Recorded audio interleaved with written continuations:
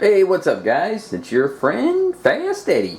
And today I got another little healthy snack, treat, dinner, whatever you want to call it. Usually when I make this pizza, it'll last me for 2 meals. So I'm usually the only one in the house eating it, so I can personally get 2 meals out of it. Anyway, we're just going to do a healthy version of pizza. It turns out awesome. It's very low sodium.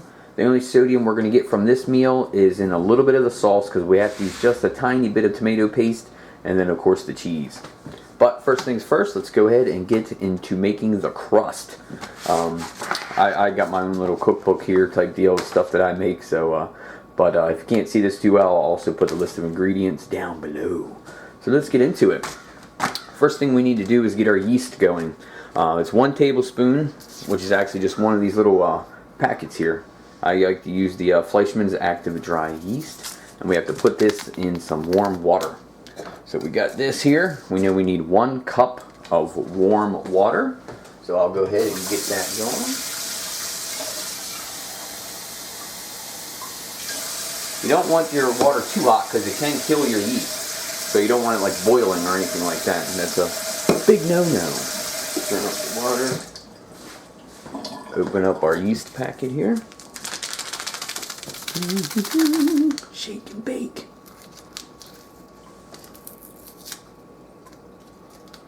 Like I said, this is pretty foolproof, guys. You can't mess this pizza up. And believe me, it does come out tasting delicious.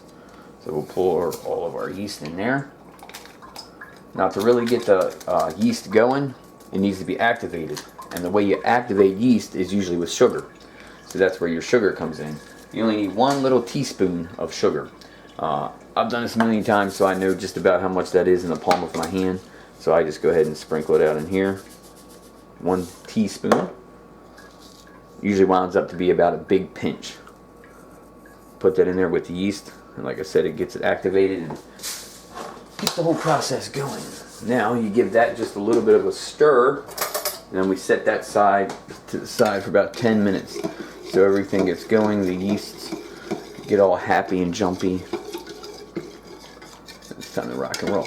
Now, while I let this sit for 10 minutes, I start on my flour mixture, which is also extremely easy. Once again, guys, you can't mess this up. So we'll go ahead and set this yeast mixture to the side. Now we can start with our flour. Now, like I said below here, once again, very easy. I'll put the ingredients down below. Just get a nice little mixing bowl. It doesn't have to be nothing fancy. This bowl has been in my family for, I know, a good 25, 30 years. Anyway. So we're going to need our 2½ cups of flour. Now I do like to sift my flour. You don't need to do that by any means, but I just think it gives it a nice little texture. So the yeast is done, the warm water is done, the sugar is done. All we need is our flour and 2 tablespoons of oil. You can use an olive oil if you want. Once again, doesn't need to be. I'm just using some regular old Wesson vegetable oil. So let's get our flour started. And I know that we need 2½ cups at least. Now this is just to get it going. You always need more flour. But this cup here is actually 1 cup. So get this one pretty full. And look at that, spilling flour all over the place. But that's okay. So here, let's get our sifter. And this will be 1 cup.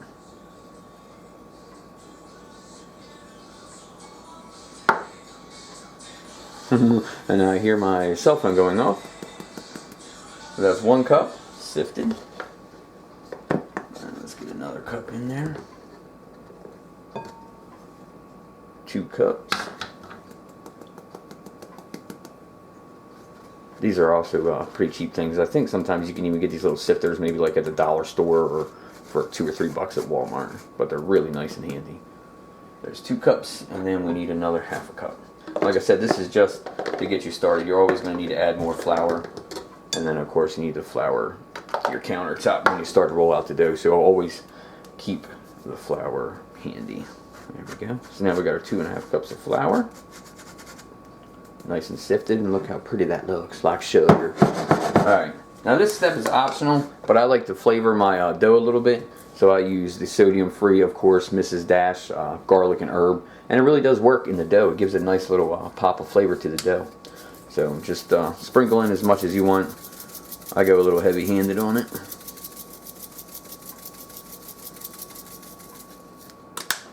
There we go. And we can just mix that up with our hands a little bit. Like I said, we got at least 10 minutes to go for the yeast to activate, so we'll set this to the side.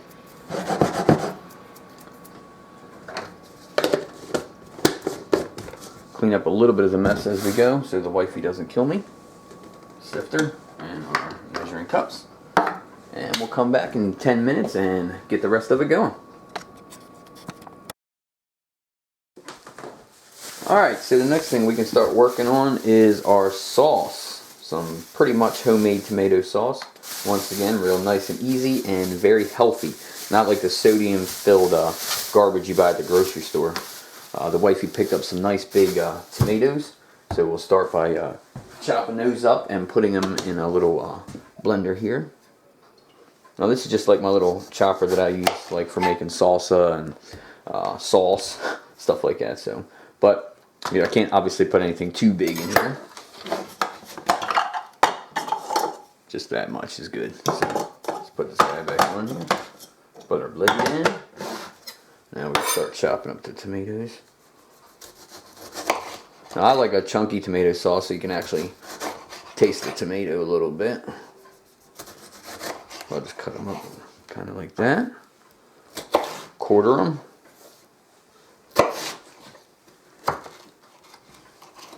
And throw them in. I like the skin on there, and you can peel the skin off, but I wouldn't recommend it. Not very fun. Alright, that looks like all we're going to fit in this load. Put the lid on, and it's going to get pretty loud here for a second.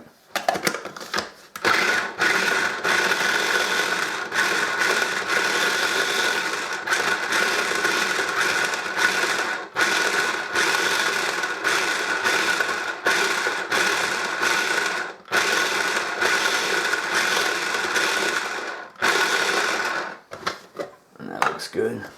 So we'll dump our first load out here into a little bowl. Load. Put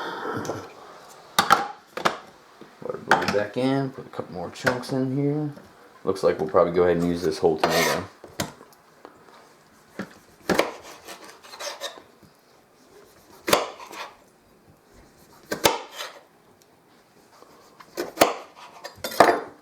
Put these big old chunks in there as well.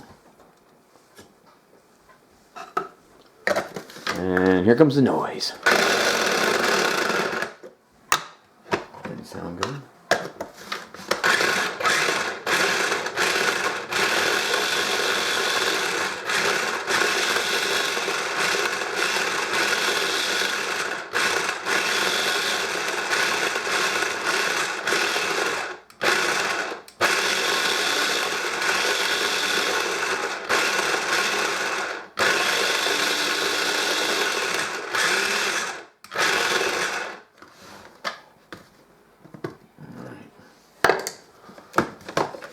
Some more slop to put in the bowl. Oh yeah, that's about perfect for the size pizza we're gonna make. That's beautiful. Now another thing is we found some Hunt's no salt added paste. What this does is thicken your sauce up so it's not just a bunch of runny tomatoes and tomato juice. This will thicken it up nice, and it's only got 20 milligrams of sodium in it, so that's really low for tomato paste, and it really does a good job. A little spoon here. And 2 good tablespoons should be good. We'll stir all this in together.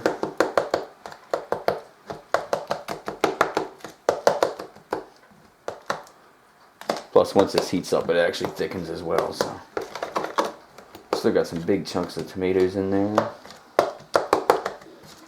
Now, if you don't like a spicy sauce, you don't have to do the next step, but I like to put a little bit of pepper in mine just to give it a little bit of kick to the sauce as well. Like I said, this is a nice little chunky tomato sauce once you put your paste in there. And like guys like this here, we can just throw those out. That ain't no good. And now time for some pepper. A little bit of kick to it. Gotta use the grinder. It actually does taste a lot better than just the regular store-bought pepper. That's good. Stir this all together again.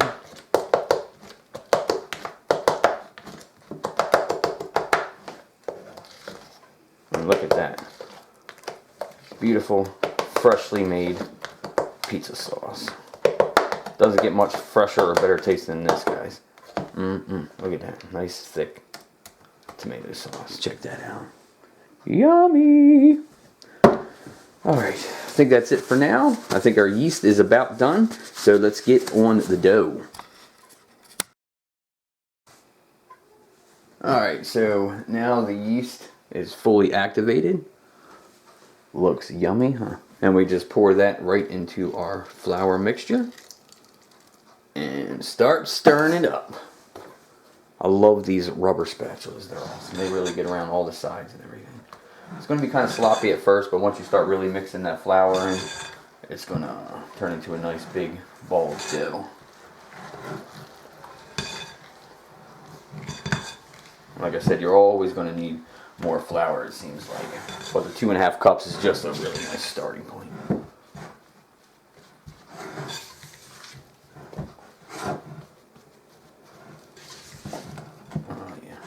You can see all the seasoning from the Mrs. Dash that I added into the flour as well. Really almost makes it look like a little gourmet crust, if you will. Yeah, there we go. Wipe it off of here. Pound it out just a little bit. Really get that yeast into the flour. Gives you a nice crust. See all that flour down there at the bottom too makes it not stick. And then the process that I hate is waiting, because now we have to wait another 10 minutes for the dough to rise a little bit. But it's all worth it in the end, guys. Like I said, just 10 minutes here and there. Overall, it takes, I don't know, including cooking time, you can have your pizza ready to eat, basically 45 minutes, so it's not too bad. But give this a couple more turns. As you can see, I got a nice mess already all over the counter with the flour. Set it right there in some flour. Flour on hand here. Work it out just a little bit. Fold it up. A little more dough. A little more flour, I should say. Fold it over. Now I make a nice little ball out of it. It's usually like a oversized softball, what it comes out to be. Something like that there. Put it right back in our bowl. Put a little flour on the bottom just so it won't stick. There we go. And now what I like to do is you just take a little damp paper towel, run a little bit of water over it. You don't have to do this. This isn't a necessary step, but just something that I like to do. Make it kind of damp. And just place it over the bowl loosely. Or you can just let it fall in like that. Something like that there. That'll work. And now we got 10 more minutes to wait for it to rise up a little bit, and then we can get cooking. Alright, so now here comes the fun, messy part. Let's get our dough out. Take our little napkin off, toss it aside. There's our big ball of dough. So we can just take it out of here, slap it right onto the floured counter. Now, I am not really good at rolling the dough out, guys, so just bear with me with this. But believe me, it does take a lot of flour. The dough does look really good, though. You can see all the seasonings in it. Oh, yeah. Get a little more flour down here. Just watch the overkill on the flour, because you will be able to taste it if it's too much. Alright, slap it down. Try a little bit of rolling here. Now what I do with my pizzas, I just make it a big square so I can put it on a baking sheet, and it comes out just fine. Oh yeah.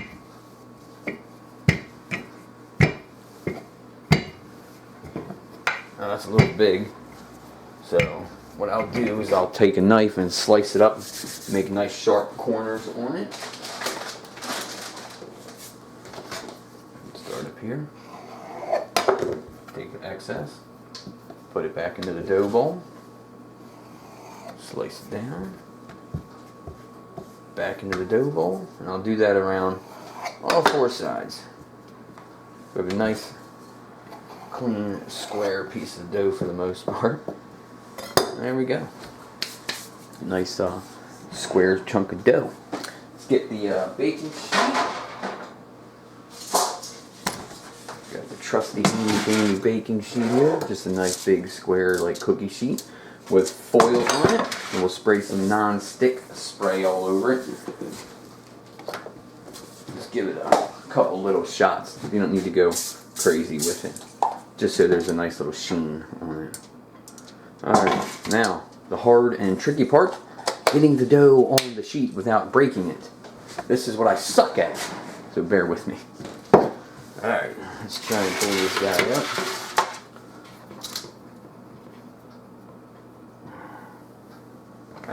See? It already broke on me. Don't have enough flour on my counter.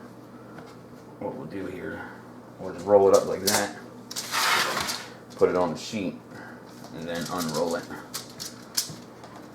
It's alright if it broke apart a little bit. We'll mend it back together. Something like that there. Right there. We can tuck our sides in a little bit if you want. To give you a nice little crust. And the crust is actually really good if you guys don't like crust on your pizzas. This one is actually pretty good because it's got all the Mrs. Dash seasoning in it. So I just like to fold it over just a little bit. And this one broke apart on me, so take that, put that in the dough bowl. Folded that under a little bit. So we'll take all this other junk off of here. Stretch this one back out. This guy here back out. And then if you want, we take your one little pieces of dough that we put back in the dough bowl. Maybe just give it a little roll real quick. Yeah, I told you I sucked at this part. Now we can join some dough back together like so. Just like Play-Doh, join it all back together. Alright, that looks good enough. There we go. Now another important step, don't forget to put some holes in the dough. Sure, some of your sauce is going to leak out into the pan, but it's better than having a dough that's nasty and too big and thick. Alright, there. That's the hard part. Now let the fun begin. We can put all our toppings and goodies on here. So I always start with my sauce. Sauce has got to be on the crust for me. You see how it got set up and nice and thick with that paste in there? Oh yeah. So now let's just take it. Spread it around on here. Give it a nice good spread. I'm not a huge sauce guy, but I do like the sauce on the crust just to keep it a little bit moist. But I don't go like crazy with my sauce. I like to taste the other stuff even more. I like the cheese and all the goodies and the toppings. But you can see what kind of paste and sauce this makes. Nice, thick, chunky, homemade. Almost like a marinara, I guess. And it tastes excellent on this pizza. You don't have to cover every square inch, just, you know, so it's good. There we go. I'm going to get that one big chunk of tomato off of there. And there we go. You don't have to go all the way out to the corners, but I don't like a big hard, I don't like a big hard crust on the end. I just like where I can rip it apart and chomp down on it like a little snack itself. Alright, there we go. Nice and saucy. Now, toppings. Oh yeah. Now, the cheese is boss for me. So I like to start off with the mozzarella. And I think this is pretty self-explanatory. Grab handfuls, start spreading it around. You can go all the way out to the crust. I know I like to because I don't like a crust with no cheese on it. I'm being pretty liberal with the cheese here, as you can see. Now this part, guys, if you're watching your sodium, you're not going to want to load this pizza up like I am with the cheese. So like I said, this makes quite a few servings for me, so I'm not going to like sit down and eat the whole entire pizza. So, but yeah, the sodium really comes in with the cheese.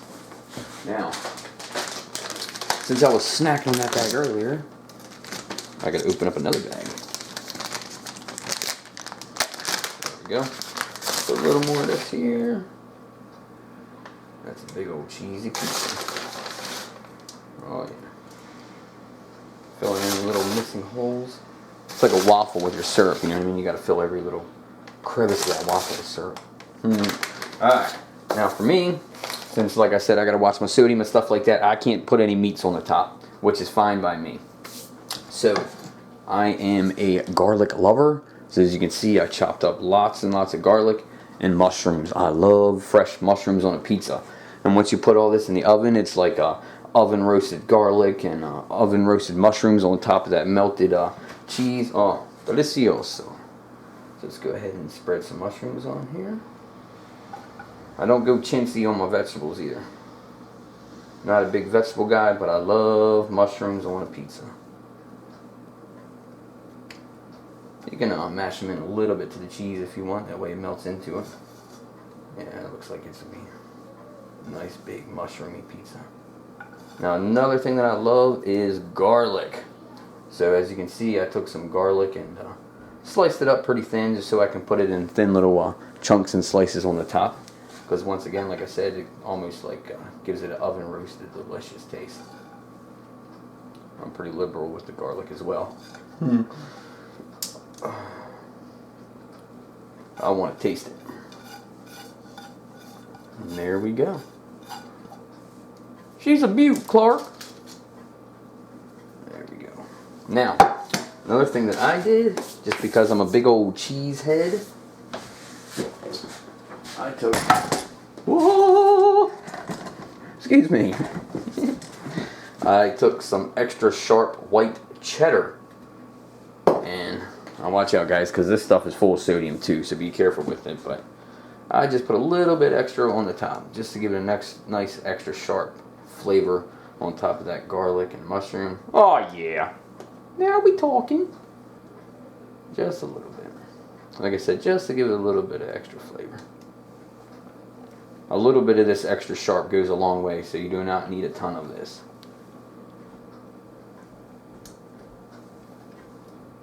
There we go. Alright, there we go, guys. Check that bad boy out. Now that looks like a pizza to me, huh? Look at that guy. Alright, so now, baking. We're going to set our oven at 425 degrees. And it doesn't take long. This is the easy part. We're just going to open up the old oven, stick it in, check it every 15 minutes, but usually it's done in, 15 to 18 minutes. And you're ready to chow down. So let's go stick it in the oven. Alright, well, just pulled it out of the oven, and it's a beaut. Look at that thing. Doesn't that look good? Yummy! Like I said, I let it rest for a couple minutes because I don't like cutting into my pizza when it's all boiling hot and the cheese runs everywhere. So we'll take our handy dandy pizza cutter. And a good tip for a pizza cutter is just take it and lightly give it a quick non-stick spray to it. And that way your cheese and junk won't get all sticky to it. Let's try this bad boy out. Oh, I can hear it's nice and crispy. Turn to the side here. Oh man, that cheese is nice and thick. Let's see. Look at that. Oh, isn't your mouth watering? Look at that. The mushrooms and garlic. Oh yeah. Check out the crust. If I can get my hands out of the way. Look at the nice gooey cheese. And look at that crust. Oh, that's beautiful. Oh yeah. So, there we have it. One nice big chunk of Fast Eddie's low sodium, kinda healthy pizza. Alright guys, we'll eat up and enjoy. I know I will. See ya.